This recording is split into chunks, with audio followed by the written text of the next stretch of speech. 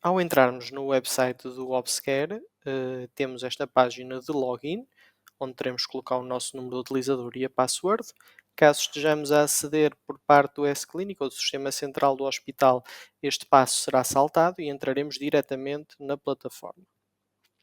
Ao entrarmos na plataforma, poderemos selecionar um doente da lista de pacientes internados, pacientes na urgência ou pacientes com consulta hoje. Podemos também ir aos últimos pacientes selecionados por este utilizador ou podemos utilizar aqui em cima do lado direito a barra de pesquisa de doente por número de doente, número de consulta, internamento de urgência ou número de utente.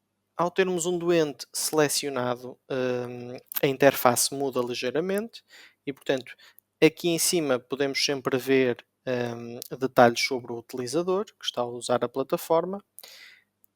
Tendo um doente selecionado, na barra lateral esquerda aparecerá uma lista de CTGs e ecografias que estejam importados dos sistemas de informação do hospital e uma lista de episódios, que neste caso é um doente que ainda não tem nenhum registro feito.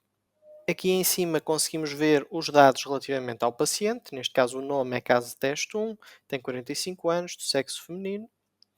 Em baixo temos uma lista de botões de acesso rápido a vários sistemas diferentes.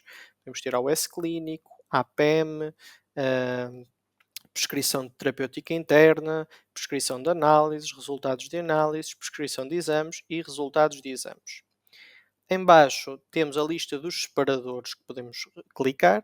O primeiro sendo a timeline, que ainda não é possível visualizar para além do resumo da doente, uma vez que ainda não foi feito nenhum registro, e portanto esta senhora, o sistema não sabe se está grávida ou não, e portanto não existe timeline da gravidez.